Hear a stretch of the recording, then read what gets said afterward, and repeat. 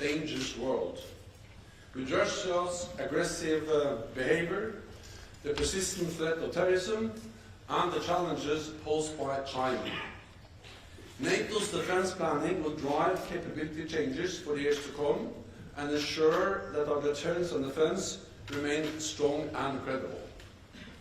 Ministers also addressed ways to boost industrial capacity and replenish stockpiles of armaments and munitions.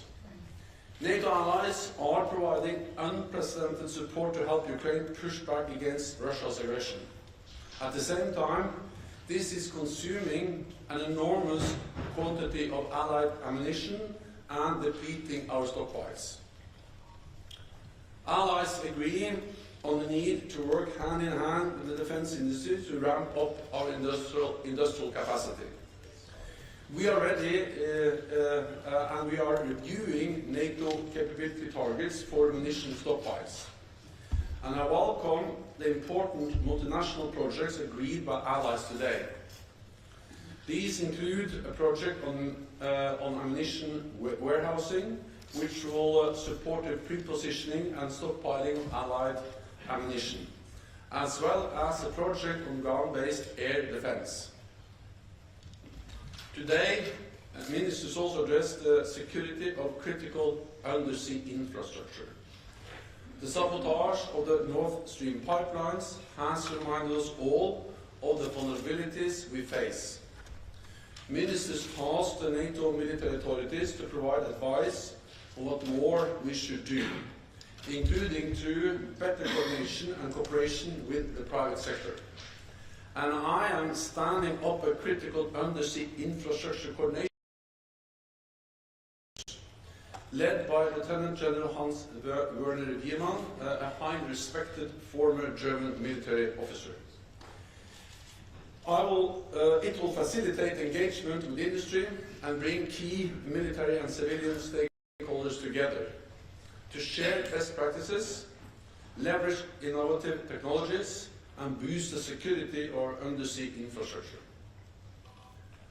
At our summit in Vilnius, leaders will take further decisions to ensure that NATO can effectively coordinate between military, civilian, and private sector to secure our critical undersea infrastructure. As we continue to adapt our alliance, we need to have the right resources. So ministers also discussed the importance of investing in defence. More countries are now spending at least 2% of their GDP on defence. And 2022 was the 8th consecutive year of increased defence spending by European allies and Canada, with an additional investment of $350 billion. This trend is expected to continue this year, but more needs to be done.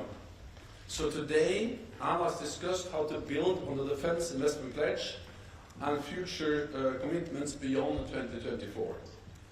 NATO leaders will take decisions on this at our next summit in Vilnius. With that, I'm ready to take your questions. Start with the BBC.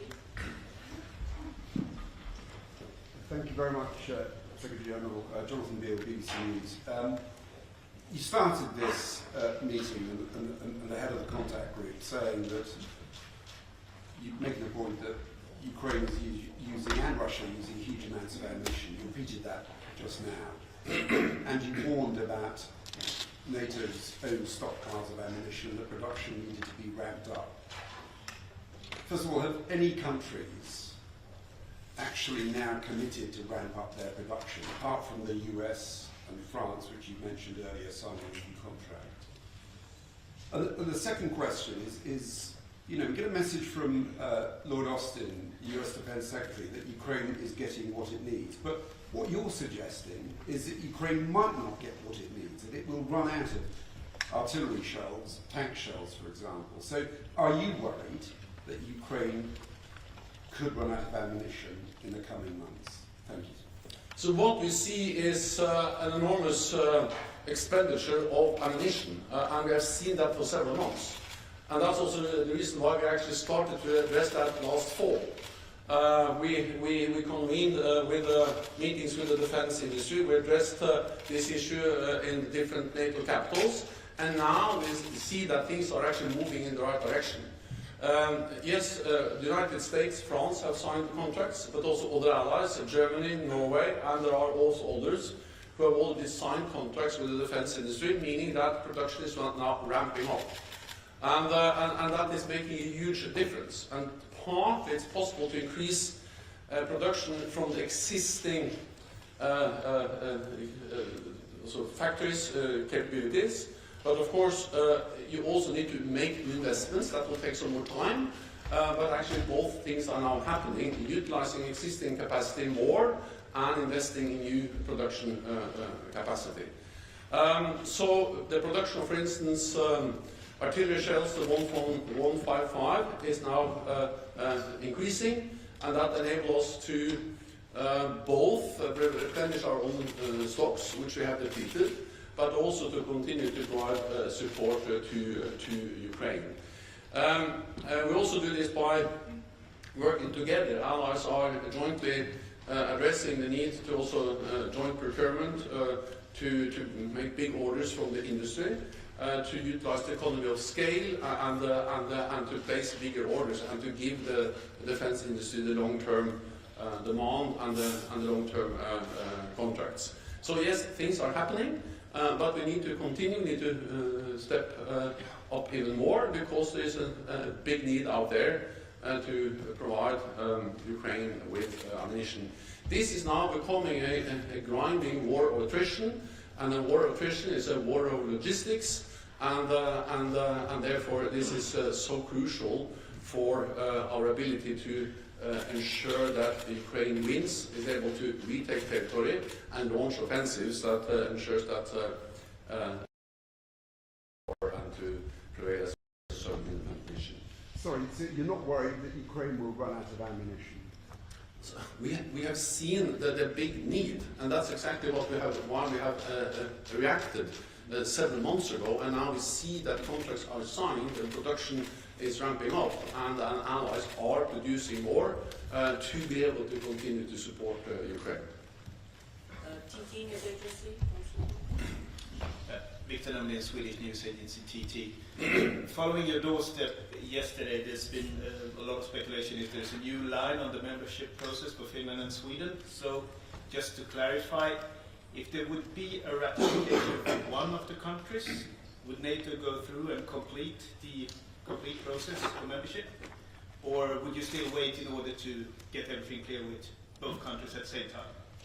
So Finland and Sweden, they applied together, and all NATO allies made an historic decision together, all 30, to invite Finland and Sweden at our summit in Madrid, and then all allies, all 30 allies, also Turkey, signed the 2 accession protocols together.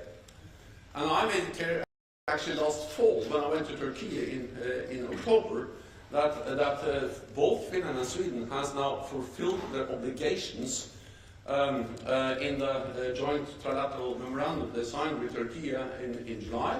So I urged Turkey to ratify both Finland and Sweden together already last fall. So that's my position. That position has not changed. But at the same time, we have also seen that there are different assessments in Turkey about to what extent Finland and Sweden, or should I say, are in the same position to be ratified. And that is a Turkish decision. Turkey has 2 documents, one accession protocol with Finland and one accession protocol with Sweden. So the decisions we need to take as allies, 30 allies, have already been taken. 30 allies invited Sweden and Finland, and 30 allies signed the accession protocols. Now it's for the individual allies to ratify. 28 allies have already ratified both protocols, and then Hungary and Turkey has not. And therefore it is for Turkey to decide whether they ratify both, and I have recommended that, or whether they ratify only one of the 2 documents. That's not a NATO decision. It's a decision by Turkey. So again, my position is that both Finland and Sweden are ready for membership. Both accession protocols should be ratified by all allies. But at the end of the day, it is a decision by Turkey whether they ratify one or both of them. Would you complete the process then? But then the process is completed. There's no need for any unanimous decision anymore by NATO. We have made the decision. We have invited both at the same time. So when Turkey ratifies, then the process is completed. Also, as long as also, of course, Hungary and also Finland and Sweden do what they are also now in the process of doing. So this idea that there is a need for a new and unanimous decision by NATO is wrong. There are decisions that has been taken by the individual allies, and 2 allies are not yet ratified. And of course, again, I have urged them for many months to ratify both at the same time. And that's still my position, it has never changed. I've been actually pushing hard for Swedish and Finnish membership, and I'm absolutely confident that both Finland and Sweden will become a member. At the same time, the sequencing is not the most important thing. The most important thing is that both Finland and Sweden soon become members of the alliance, and I'll push hard for that. I also actually travel to Turkey tomorrow, and that will be one of the issues I'm certainly will address.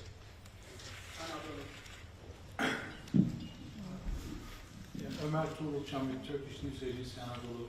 Secretary General, could you please give us the latest information about the relief efforts, NATO's relief efforts for the victims of the earthquakes in Turkey? All allies expressed their deepest condolences and support to Turkey, our ally, and the deepest condolences for the loss of lives in Turkey and Syria caused by the terrible earthquake last week. And NATO allies, partners, and NATO have stepped up their support and are providing different types of relief support. And NATO has also decided to deploy shelters to accommodate people who have been displaced. And we will plan to transport these within a few days to Turkey. Tomorrow I will be in Turkey to meet with President Erdogan and Minister Çavuşoğlu and express my solidarity, my condolences, and to continue to address with them how NATO and NATO allies can provide relief support and help alleviate the suffering and the consequences of the terrible earthquake. So I thank allies for the support they have provided. Actually, I ended the meeting today to call on allies to provide even more support. There's an urgent need for more strategic airlift, and NATO allies have provided strategic airlift. We need more airlift to actually bring in tents and relief to Ukraine. And we started also the meeting yesterday with a moment of silence in solidarity with the victims of the earthquake. Firstpost. Thank you, Anna. Secretary General, thank you. Alex Bobrovnikov, Kyiv Post, Ukraine. Firstly, there's an ongoing talk of the open doors policies of NATO, while Ukraine being the spear force of the anti-totalitarian war happening right now. We still are in a situation where there's no news on potential membership to Ukraine. Do you feel like during your stay as a Secretary General, this historical shift may happen through the membership action plan or any other facility, this old-fashioned ways of NATO's developing its potential and future partners? That's one thing, one question. And the second one would be on due diligence of allied help to Ukraine. Mr. Reznikov has flagged yesterday that this is an ongoing talk on basically, so to say, due diligence or checking the situation there with how the assets were used Where do we stand on that, and what's what we can expect? Thank you. So first of all, on membership, what I have demonstrated and what NATO allies have demonstrated over the last years is that NATO's door is open. We have 2 new members, Montenegro and North Macedonia. Both times Russia protested heavily, but the allies and these individual countries decided their own path and invited them, and they are now members. Then Finland and Sweden are very close to membership. They are now invited to the alliance, they participate in NATO structures, meetings, they're at the NATO table, they are more and more integrated into NATO's civilian and military structures, including defense planning. So we are very close to also have 2 more, Finland and Sweden, as full-fledged members. On Ukraine, NATO's position has not changed.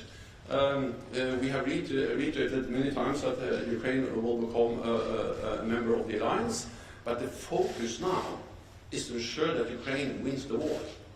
Because the only way to integrate and to ensure that Ukraine can move towards Euro-Atlantic cooperation, closer Euro-Atlantic cooperation, is to ensure that Ukraine prevails as a sovereign, independent nation. So the main focus of NATO allies is to ensure that Ukraine gets the weapons, the supplies, the ammunition they need to push back the Russian invaders. And we're also working on more long-term partnership, helping Ukraine to move from Soviet-era weapons, doctrines, standards to NATO standards, to improve interoperability on security and defense reform, and all of that to move Ukraine closer to the NATO alliance. Then, of course, the best proof that the support works, and it's actually helping Ukraine, is the progress Ukraine has delivered on the battlefield. And allies are also, of course, constantly working with the Ukrainian authorities to ensure that all the money, all the funding ends up where it should. That's also, we have very close contact with them. We work on that all the time to ensure that we have the necessary oversight and transparency. Due diligence is the essence. And that's the way we are ensuring that that's happening. Okay, thank you. Natalia Josiak from Bloomberg. I wanted to ask on defense spending. You said before that allies are increasingly seeing 2% of GDP as a floor and not a ceiling. And after the discussions today, do you have any sense of whether that 2% figure could increase when leaders agreed to the new pledge this summer? So what we had now was the initial discussion among allies on what should be the new defense investment pledge. Because in 2014, NATO allies made a pledge to move towards spending 2% of GDP on defense by 2024. So when we meet this summer in July in Vilnius, we need to make a new pledge. And that's obvious because the current one is actually running out. What we had today was the initial discussion, and of course we didn't conclude. The conclusions are going to be drawn at the summit later on. But what is obvious is that if it was right to commit to spend 2% in 2014, it is even more right now. Because we live in a more dangerous world. There is a full-fledged war going on in Ukraine, in Europe. And then we see the persistent threat of terrorism, and we see also the challenges that China is posing to our security. So it is obvious that we need to spend more. My thinking around this is that instead of changing the 2%, I think we should move from regarding the 2% as a ceiling to regard the 2% of GDP as a floor, a minimum. And to have a stronger commitment, and not a long-term perspective or move towards, but actually that we need immediate commitment to spend 2% as a minimum, because when we see the needs for ammunition, for air defense, for training, for readiness, for high-end capabilities, it's obvious that 2% defense spending is needed. Thank you very much. I know there are a lot more questions. I'm afraid that's all we have time for today. Thank you. Thank you.